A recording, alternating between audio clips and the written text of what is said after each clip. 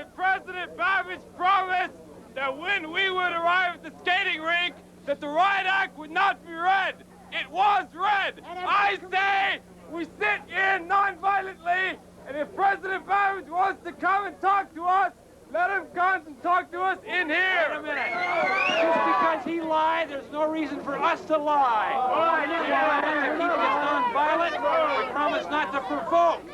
If you go in there, you're going to provoke violence. And if you go in there and do something and something disruptive happens, you're going to be putting everyone, every student on this campus in the same problem without justice behind you. And there's got to be something. We haven't... Stand back. Hi, we're ready to take Alan, hi. Now it's perfectly clear that President Babbage will not let us demonstrate non-violently. And as far as I'm concerned, at this point, President Babbage is completely discredited. They put us up against the wall. They put Richie up against the wall. Then we have no other alternative. There's nothing else we can do. If these professors want to hold out on grades, if you want to do this other stuff, this is fine. This doesn't do a thing for Richie. It doesn't do a thing for the movement. All we've got right now is for the strike. Look, 100 of us were at the Dow demonstration. Some of those people are here. Rich Savage was among those 100 people. I was there as well. Now they're going to throw Rich Savage out. Now, what it means is this. I've got to make it very clear that they can't throw Rich Savage out without throwing me out. Now, because that's what it's going to come down to. And what you've got to think about, you see, is whether when they throw Rich out and me out and Colfax out and Leggett out, whether they can throw us out without throwing you out. I think after we finish here, perhaps some of us who are better, I am not, this is just suggestion, in a strategy should get together, because I don't know, maybe here are some agents or whatever happens, but I think there is an end to talking, ladies and gentlemen. I will end with this, that there were 67 people sitting there. I myself, I didn't sit there because I was afraid to lose my NDEA loan, because I have a wife and because I have kids. And this has been constant, this has been going for years. I tell you, this is the end. If it's tonight, I'm going there and they can grab me right away and I'll go very gladly.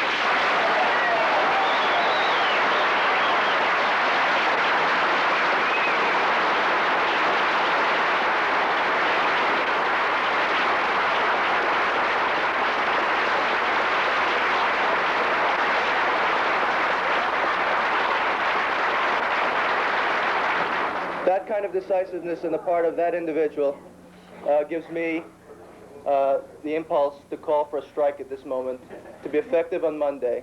I second it. All those in favor? Aye. This is in favor of a student strike. All right. All those opposed? Right. All those opposed? I think it carries pretty clearly. Believer! We'll show you the books that they did. You can read all these wonderful things at our university. We present this university on your behalf, for your benefit. You pay your money, and you come in here, and you read, and you'll be able to put your head away forever.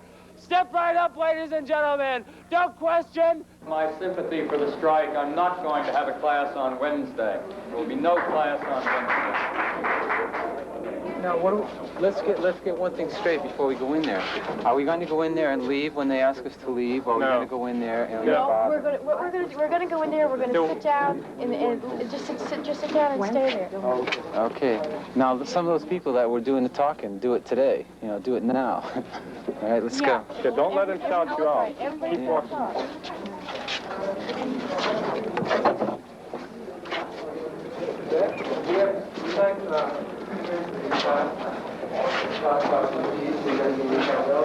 We're here to tell you about what's going on and to tell you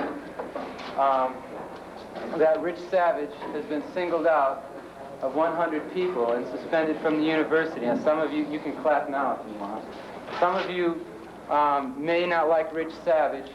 some of you may not like SDS, but you can't say that you like the idea of a person being singled out from 100 people who did the same action that he did and punished for that action. The problem is that the university has decided that anyone who's going to use their right to freedom of speech is going to get bumped out of school, you see. Well, that's your interpretation of it. Just get out of the house. Get out of here.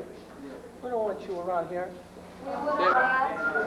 We're taxpayers just as much as you are. Yeah, so are we. Why was me a professor? We have our democratic rights guaranteed. We have our democratic rights guaranteed. Why wasn't he getting kicked out? You're not giving us a choice. How can you call yourself a student? You know what a student is? I decide what courses I want to take. That's my right. Therefore, I decide also that we don't want you here, so just get out. Came here to tell you about what's been going on and what's been happening to our people, because the news that's been coming out has been distorted. And it's Sir, let me point out to you that before coming to this class, I read 13 pages of what you put out. And I therefore feel myself quite well informed. I think most students have received this or similar information. Why don't you ask him how many you've read it? This isn't a time nor a place, so we'll take it. All right.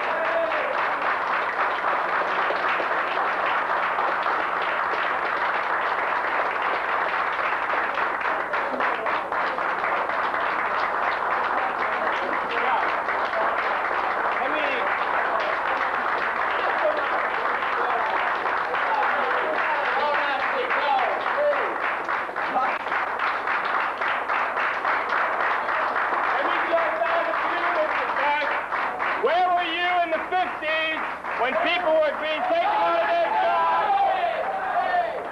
All right, well, we're saying very possibly, you know, you paid your money to learn botany, and we're saying maybe, you know, you could use that money or that education for other reasons. All right, and I do it on other time. I was there last night, I was there the night before. But don't tell me that during my classes, when I came here to learn, to listen to someone who has a PhD or a master's or something, tell me about a special subject that I can't learn about something else. Yeah, but what we're saying is that you have very little choice over who you're going to listen to and who you're going to be taught by. That's one of the things we're trying to say. All right, then please, because maybe I don't even want to listen to it. But I'm Not a question, but I'm a senior and I'm using the placement office, and I want to know why you think you have the right to interfere in my getting to a placement interview. I wouldn't allow a Ku Klux Klan meeting to go on in my house in Enfield from where I live. You know, I feel as long as you let it happen in your own home, then that's kind of a way of condoning it. The same thing if you allowed wiretapping. You know, it's just you're condoning the idea. And I feel, you know, sure, kids want to recruit, but if they want to, get off campus. You know, this is my home, just like it's your home, and I don't feel that you should infringe on certain of those happenings. Well, yes. Why should you have them off? That's for you. Why can't I have them on? That's for me. See, this is the whole compromise. That's the only answer. So I'm supposed to compromise. Well, no law is just if it affects a majority while a minority is still impaired. You can't infringe on some people's rights. They have to appeal to everyone. It makes it right if the majority is infringed upon for the minority's will. No, they wouldn't be infringed. I'm not stopping their recruiting. A half a mile off campus isn't that much. It's just that I want recruiting out of my house. Well, I live here too. I want it in my house. There's two things we ought to consider really seriously. That is, one thing is the direction of SDS, and the second thing is the leadership of SDS. The recruitment issue is through. Do you want it just to disband? It's on one extreme. And the second extreme is, are you working on a movement that 10 or 20 years from now will climax? All right? 10 or 20 movement that is going to climax in April with the shutdown of the university. And I think, like, if we start demanding things like 1,000 black students before next year, and 500 Puerto Rican students as opposed to the 4 we have now, we have 4. And we not only have like a real issue that appeals to everybody. The important thing to point out is where his interests are. Right. See, it's not enough to see Babbage, you know, the man, the father figure, right? You've got to point to the fact that he sits on 5 corporation boards of directors, including Cayman Industries, et cetera, Hartford National Bank, which has an interlocking directorate with United Aircraft. That's the kind of stuff we have to hit. We've got to build It seems to me what we ought to be doing is building anti-capitalist content into this popular front.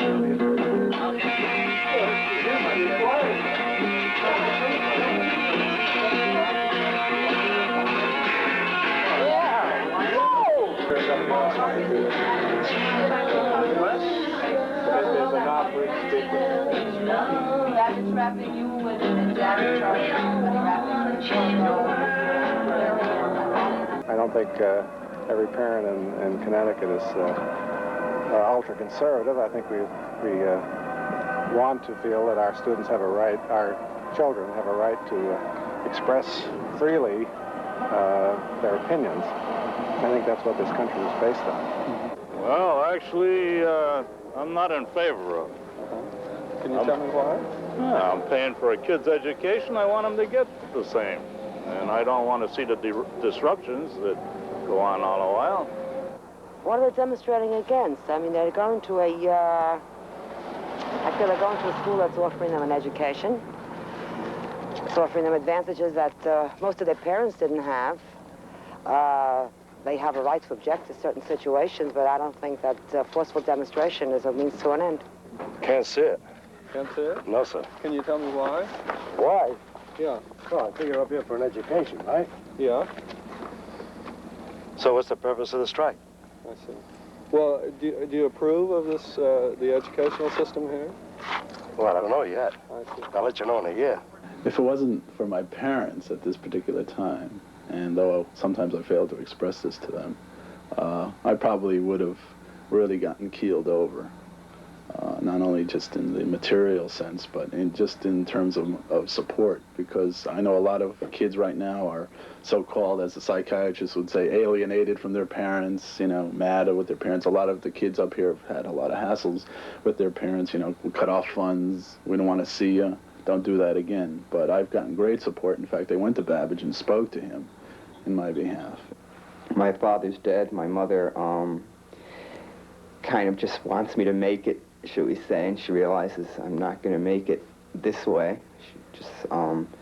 She realizes things are wrong, but she's like first generation. She feels that America's, you know, with even its faults, is still like the best place on earth, and that whole bag. So she's, you know, worried about a lot of things too. She's worried I'm not going to get through with school, which you know, is her dream, that, you know, all her boys go to college and become doctors, I guess. Part of being a man, you know, in 1969, I think, in America, is to be able to take some risks. And I don't feel the risk is, you know, is so great when measured against the kinds of crime being committed by this country, the kinds of exploitation of people all over the world. You know, you measure it against, say, the abscesses in the face of a napalm child. The deeper you get in, the more you realize that the system is not going to bend. It's not flexible. It will only, you know, bend to a certain point, and then it comes down hard. And so I think you're not going to accomplish it through the ballot box. And you're not going to accomplish it through changing people's minds for the even very simple reason you don't have access to their minds. Through the media, through just talking to them. They're not interested. So I guess you know, sad to say, you pick up a gun and start changing it.